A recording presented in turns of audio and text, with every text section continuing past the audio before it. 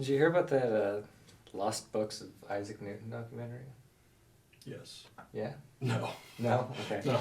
It's Just trying to sound smart. Yeah, it's super crazy. Like, I watched it the other day, and like he did this whole extra step to the study on gravity that he did before. Like, in one of them, he took one like normal apple, and he took another one, but he painted like sick ass flames on it, and like when he dropped it, like the one with the flames felt like crazy faster. Like hella faster. Like fucka faster. Yeah. Yeah, well that makes sense. Yeah. Yeah, I always notice when I wear my Flames t-shirt that I bought at Hot Topic, the button up. Right. Kind of like this one actually, but with flames. And it's short sleeve too, right? Yeah. Yeah. Well, that helps because it reduces drag. Sure. So Sure. I always notice that I run faster when Yeah. I'm wearing that one. So. I think scientists are trying to work on maybe putting flames on like windmills and stuff to That's see a if it good has an idea. effect, That's a but good idea. it's a little bit different though because it's not just the method of propulsion. Let's go in a circle. Yeah, so they got to do some studies on it. Right.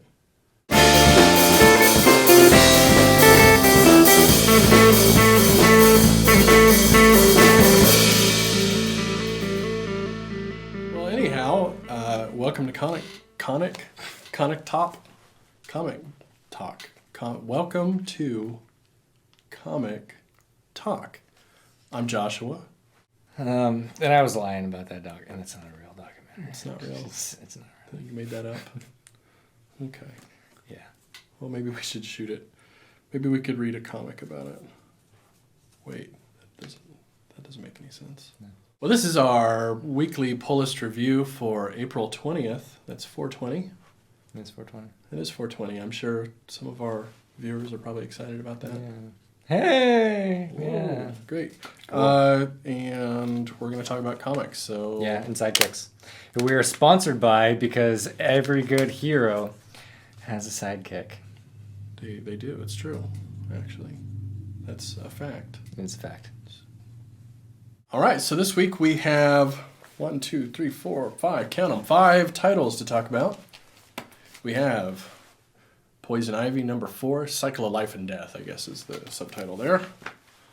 We have Hawkeye, all new, number something. We've got the Astonishing Ant-Man, number 7. It's already up to 7. That's incredible. It's astonishing. That's an astonishing fact. These are all falling all over today, man. Got Power Man and Iron Fist, number 3. And last but not least, Bloodshot Reborn, number 12. You ever played Munchkin? No, I've heard it's good. It is pretty good. It's pretty fun. It's good for drinking. Is it like it's okay. So this is Poison Ivy, Cycle of Life and Death, number 4. This is by a whole bunch of people like Chew and Coca or Roca or something like that, and Van Skyer, and there's like a whole team. It's amazing how many people it takes to make this comic. There are a lot of people. And then Ariola's still on it.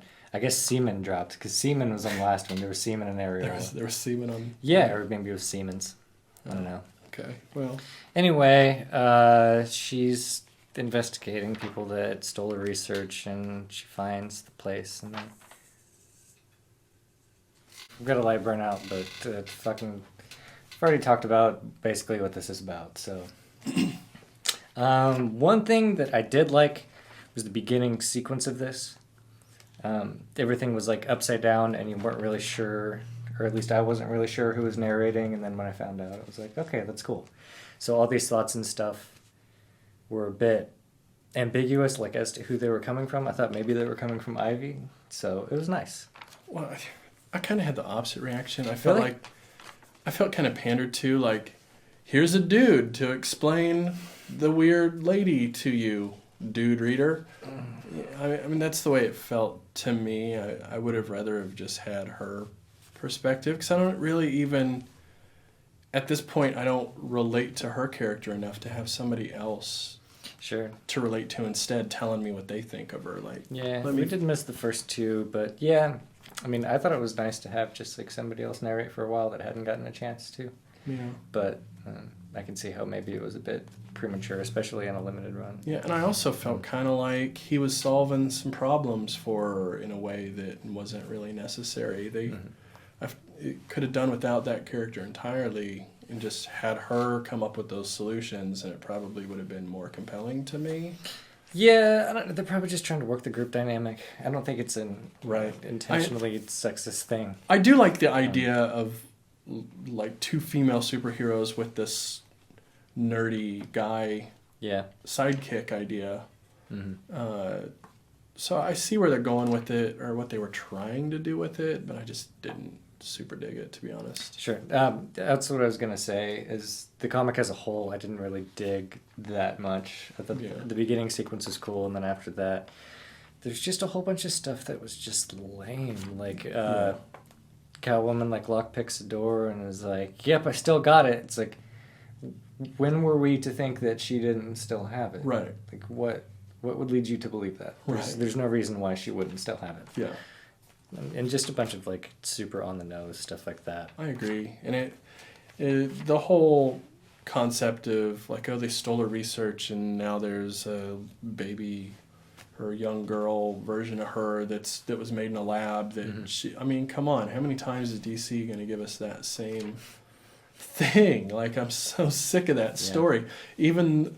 oh, it's talking to me from afar. Or use it. Like, come on. I'm just green. Just super bored with it. Yeah, we can be done with it. I don't really give a shit. All right, yeah. Yeah, it's fine. Yeah, okay. Yeah.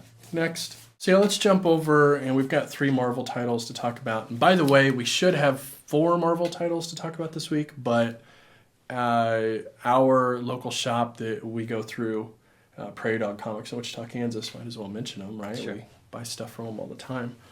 They didn't get any Karnak in at all. Like, it just was not in the shipment. So we will get that next week, and we'll probably talk about it then.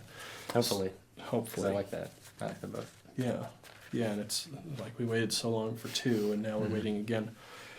So we're going to talk about Astonishing Ant-Man number 7. This is Spencer, Rosanas, Boyd, and Quintanas. They've been on this now for... what, 16, 15 issues? Everything before the reboot, and then and then this now. Mm-hmm. So his finds out that his daughter's missing, and he pursues that. Yeah, we get a lot of really great character stuff in here. I think we both laughed a lot. Yeah, this is a really this. funny issue, which is nice because the last one wasn't really funny at all. I mean, I had a couple moments, but not really. But this is like right back on track with everything that I loved about the series. So yeah, me too.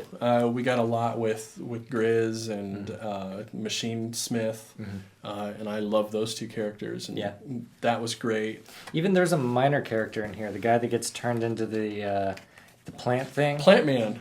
Yeah, Plant Man. Oh, where's that scene? Yeah, he's talking about his motivation for being there, whatever, and he says, "Oh, I worked at a comic shop, but the owner, he was expletive, kept accusing me of stealing the variants, which I was, but come on, I got DLCs to buy." You know? Yeah. It's just a little bullshit like that. Agreed. Fantastic. And we get more like lampooning of the Apple, Google, Microsoft tech shows, right? They always do. They make a big deal live out demonstrations, of live demos and shit. Reveal the iPad. Yeah. Oh, shit. Yeah, one more thing, right? So we get more of that, which was a lot of fun. And the ending was really good here. I really like where this is going now. I like the confrontation with his employees and then his idea moving forward, which I actually wrote down. I liked it so much and felt like it was so... such an encapsulation of the series, where he says, I have a great idea, maybe. Yeah. Right? Like, that just feels so much like how this series consistently goes. I really liked that. It's sort of a recurring theme of people being seemingly pushed into making the worst decision, like, absolutely possible. Right. But then, like, you find out why they had to do it, and it's like, well, okay. Yeah. That's kind of this book in a nutshell. Yeah. I also like how the bit with the girl that can turn into thing or whatever, that's obviously going to be something later. Mm-hmm. So I like picking up on little pieces of that, like things that are going to become bigger issues later in long-term storytelling and stuff. And I always appreciate it when they have storylines that build subtly through, like, 10 issues and Right, like climax after that. the long form narrative that's happening underneath. Right. Definitely. And this is just, it's just so well written in terms of the way it moves from issue to issue. We always get something kind of new, but with also like the long form storytelling underneath. It's not always done really well, especially not in comedy books. And I think... Yeah, that's one of the things, or kind of the point that I was getting at, is this is really smart for a funny book. Right. I mean, like, it's not just like some bullshit month to month. It's like he actually has a plan for like everything, and it's very much appreciated. Right. Spencer's a rock star. It reminds me a lot of good comedy television, like some of the smarter TV comedies that are out there. It has that feel to me. It's episodic. You think, but Louis maybe would be like a good comparison? Sure. Yeah, a lot of that counterculture-y comedy, though, is really what I get from this. I can see this being adapted into an absolutely incredible, like, FX series or AMC or something. It would be really fantastic. Hawkeye, well, all new Hawkeye. This is Lemire Perez and Herring. Issue number 6. Really like 11, but 6. Right. Yeah. Right. So this is the end of it. They solve things and talk at the end. Yeah, so I think I've been kind of saying for the last few issues at least that this feels like the prelude to all new Hawkeye. Like this is the transition to really pass the torch to Kate in a real way. Right. And to really say that she is Hawkeye. Instead of just coming out with a... Yeah. Right. And in a lot of the Marvel books where they've changed, like it was very abrupt. It's just bang. Like here you go. Now here's your new guy. But with this one, they're really taking a lot of pains to try to slowly bring her into the fold. Now, 11 issues. I think because of that, in the long run, she's going to be one of the characters that has more staying power because we've gotten a slow build into the character, and people in the future can say, well, go back and read the Lemire run to see her really where she got her start, because a lot of people are into that sort of thing. They want to see the continuity of the character, and I think it's being built really strongly here. Yeah. This also, I really like it because, I mean, I can't say it gives me like a year one or whatever feel because, obviously they're like quite tenured at this, but in a bit, or sort of in a way it does. So in the what was that Battle World shit called? Secret Wars, yeah. Pre that, we got a lot of backstory on Clint and like what made him into Hawkeye and the circumstances and stuff leading up to it and the people he met along the way and whatnot.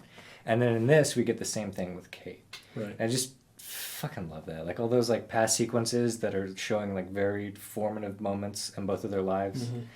Like everything about it's just great. I mean, down to the color palette. Yeah. Like, the past scenes are just always perfect. And I think it's really smart of them to show those like formative Hawkeye moments in a series that's again set up to establish like the separation of the characters.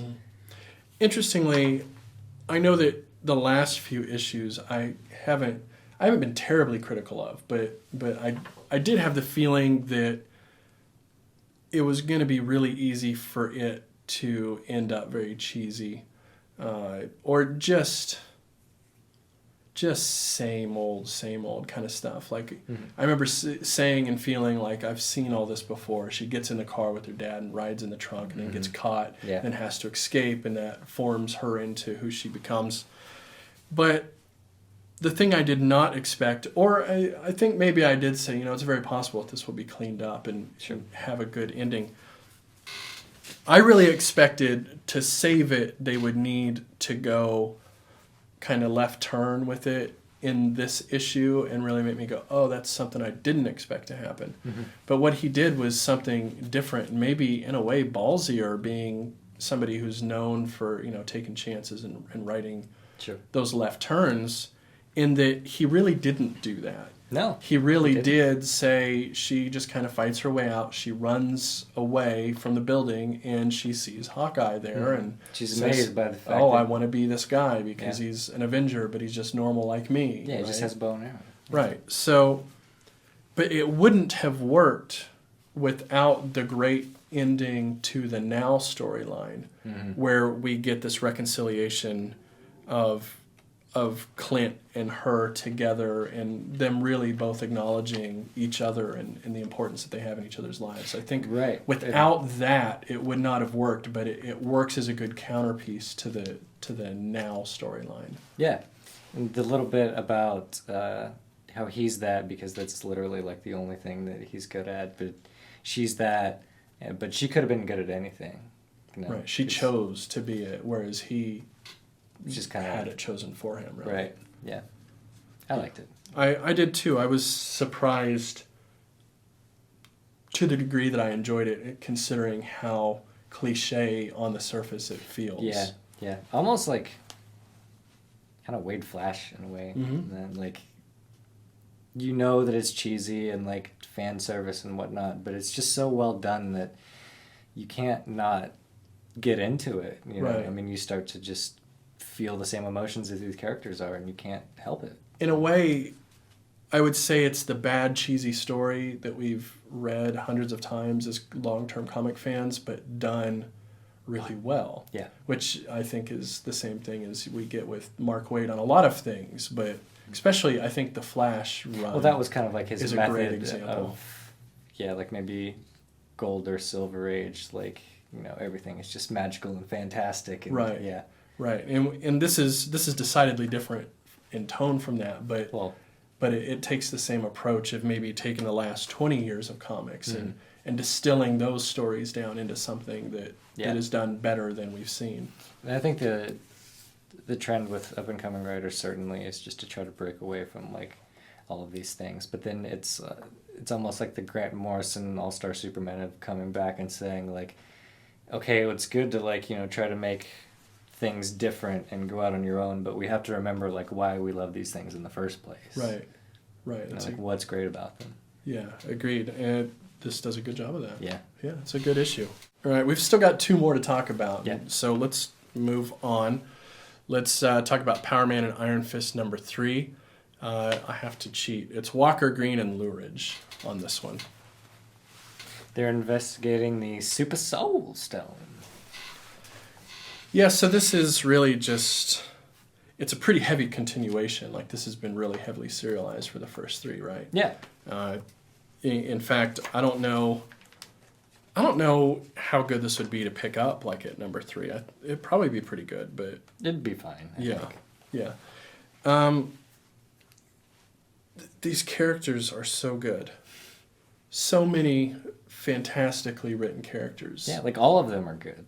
All of the characters, not just, like, Luke Cage and Danny Rand. Like, all of the characters are so fun to read in this. Mm-hmm. And Jessica Jones, if you're a fan, you know, like, hopped on the Netflix, whatever, like, she's in this, and she's great. She's a minor character, but she's great.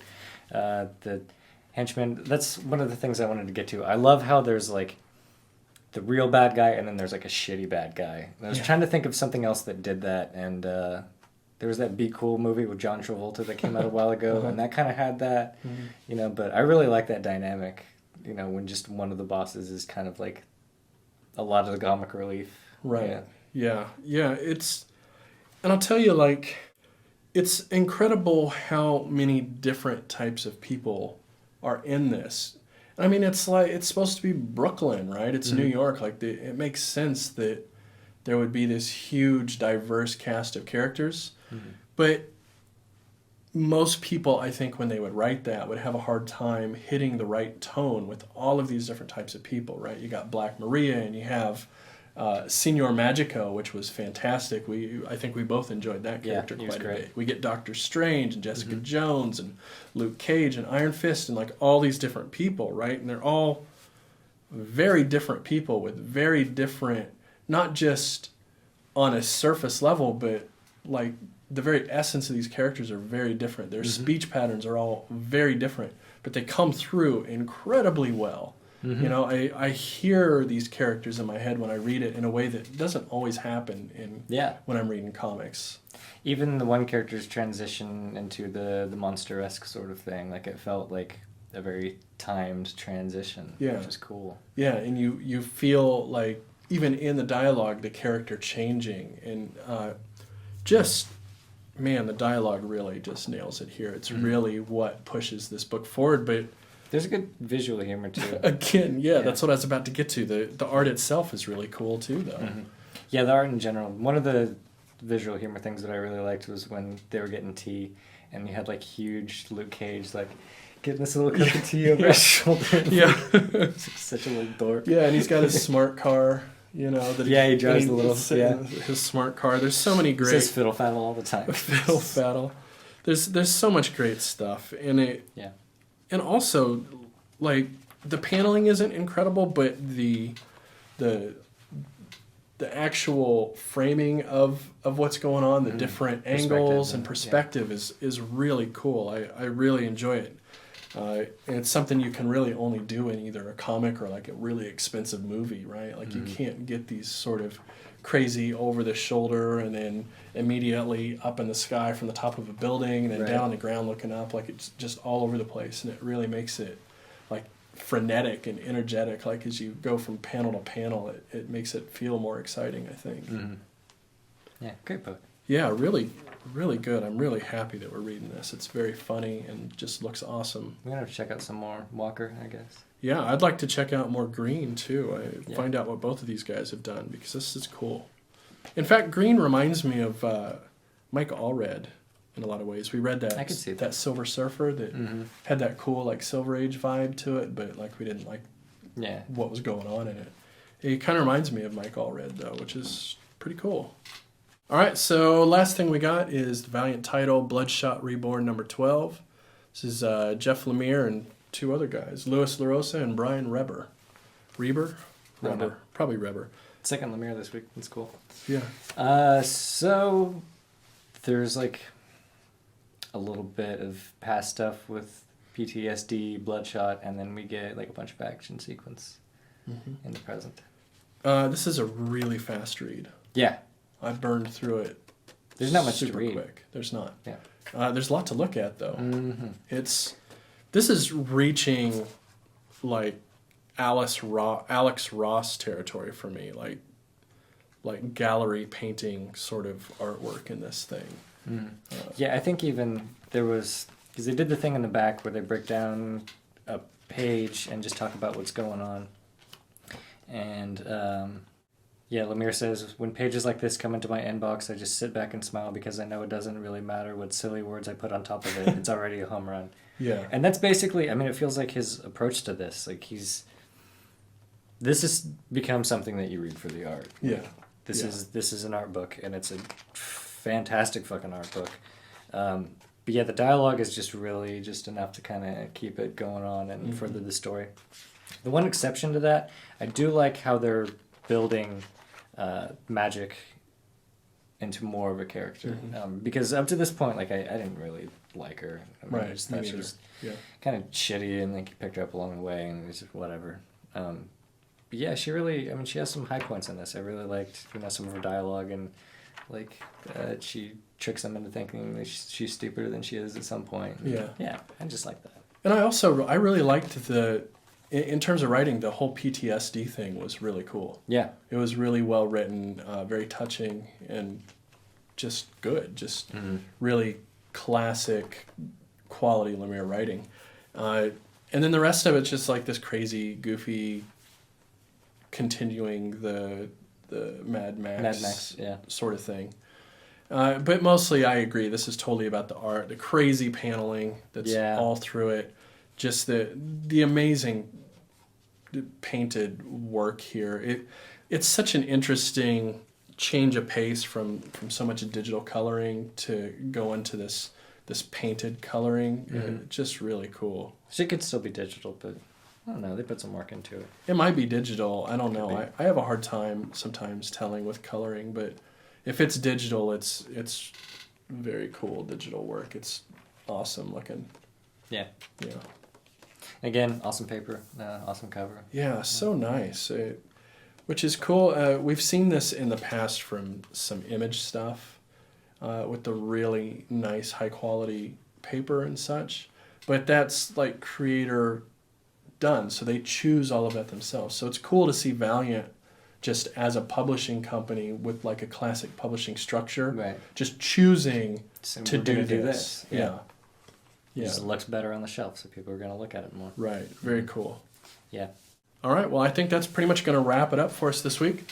You can always check back with us on Mondays when we have new stuff. We talk about the industry. We review trades and series that are coming out. All sorts of stuff like that. I think here pretty soon we're going to talk about Brubaker and Phillips's new criminal run that's coming up. They just released a big, like $6 book this week that it looks like a magazine, and it's almost trade size. So we're going to talk about it on its own here pretty soon. Maybe Monday, maybe the following Monday. Speaking of criminal, it's like absolutely criminal to not go out and get yourself a sidekick, because every good hero has a sidekick. Yeah, and you want to be a hero, right? A good one. Don't be a zero. Be a hero. Unless it's that candy bar. I like that candy bar with the white. Who eats a fucking zero, dude? I do. Really? It's good with the white chocolate and nougat. Nougat filling. White chocolate candy bar. Are you into like Beta Honeys and shit too? Yeah. Necco wafers? Yeah, all that. I'm down with all. my God. I'm down with all the bad candy. Shit sucks. I do like the whatchamacallit. Whatchamacallit's Oh, my that one's jam. pretty good. Have you had the Take 5? What's in a Take 5? You should try the Take 5 if you haven't. It's like pretzel and caramel. It's kind of like a whatchamacallit, but with like pretzels in it too, basically. You should give it a try. Is it in 5/4? It should be. Yeah. You would think It's that. 5/4 of a candy bar. Yeah. How would you do You that? should chop it into 5 pieces. No, what you do No, is just like a whole one it's and a then whole one extra. Yeah, and then a fourth of one added just at the end.